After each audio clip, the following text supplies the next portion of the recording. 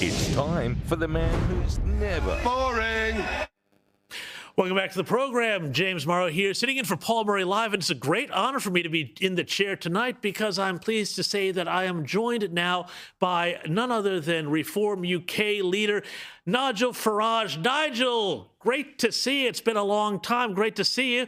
Want to have a chat about a lot of things here tonight, but one thing here is what's going on with President Macron of France and President Trump of the United States, because it seems that while President Macron was given the full royal treatment on his recent state visit to the UK, dining with the King, and paraded through local towns like some sort of visiting royalty, and even getting to deliver a speech to Parliament, well, it appears that when the president comes by soon, he has been given a bit of a downgrade.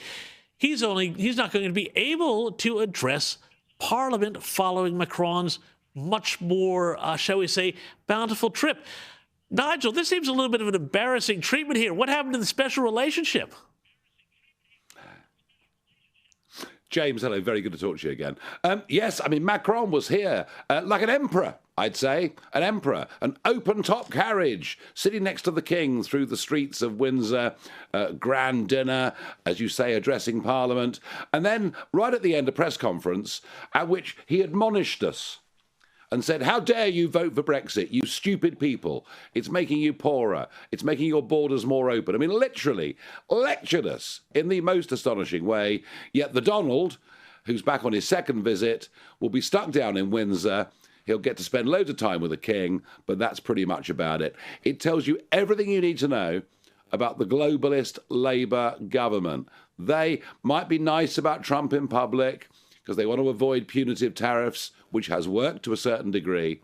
But basically, Kier Starmer wants us back in the European Union, back as part, of the whole Davos international set.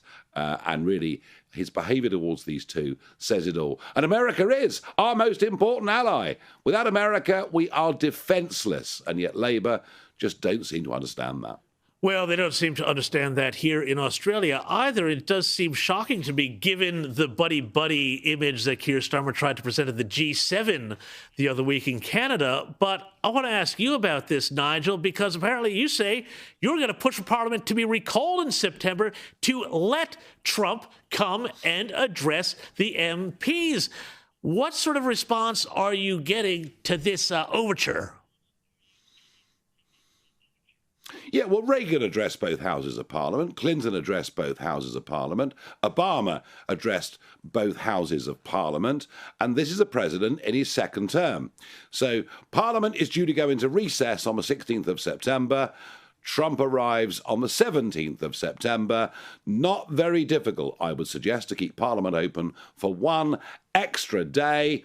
I've made my views on this very clear. I'm awaiting a response from the government. I'm not holding my breath, but I'm awaiting a response. Yeah, I'm awaiting a response. They don't want it. Yeah, look, I doubt it'll happen, but it's wrong. Well, I think you're right to push for it in any case. And another thing, though, I noticed this in the headlines here because I saw this video going around social media of a resurfaced clip of a Labour MP claiming the UK should accept refugees until the saturation point. Now, this has been going on. Have a look at this grab here. 20,000 is not enough. 30,000 is not enough. 77% of the population say we cannot take immigration at current levels. We must keep going until the saturation point. I'm sorry. We simply can't accept countless millions. What does it matter if we have to wait another week for a hospital visit? Current accident and emergency crisis that we've seen this winter in our hospitals. I thought this Labour lady really... Is this how they think? It doesn't matter if you have to wait for, a hospital because somebody's just come in from overseas? Seriously, tell us about this. This must be why Reform is doing so well at the moment. Yeah, it doesn't matter. Your taxes go up. What's the problem? You have to wait another week for the hospital. What's the problem? A foreign gang steals your kid's mobile phone. Don't worry about it and don't say anything. Otherwise, you're a really bad human being. I mean, they are away with the fairies, these people. This woman, Rachel Maskell, is a Labour member of Parliament for the ancient city of York. And I think you saw in that video, you know, the two visions, what I think, what she thinks. And I think, as you say, that's why reform at the moment is doing really rather well, because what we represent is plain common sense.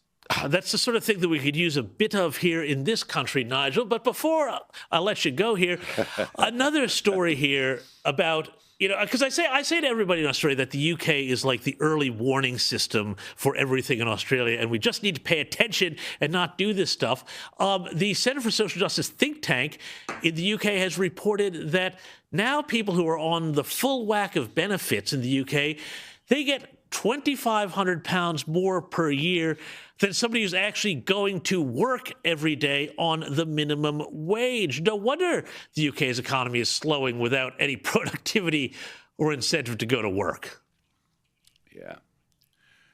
Yeah, I mean, two massive problems. Number one, we've frozen thresholds at which people start paying tax, and therefore, being on benefits, on disability benefit, is better than working on minimum wage. That's absolutely crazy. The other thing is, 1 million more people are on disability benefits, which means you've got a bit of depression, and you've been diagnosed on a 10-minute Zoom call with your local general practitioner. We are, and let me say this, we are over-diagnosing mental illness. We are taking issues like mild depression, taking issues, such as things that go wrong in your personal life, and we're classifying that as mental illness. We're telling people they're victims. We're putting them on disability benefit, and they'll probably never work again. And I'm not underplaying the seriousness of genuine mental health problems, but it's overdiagnosis, ADHD in kids, you name it, it's a disaster. So please learn from us. Nigel, is the overpathologization of absolutely everything. We have very similar problems in here in Australia. Nigel Farage, thank you so much. Always a pleasure to speak with you. Great to see you here.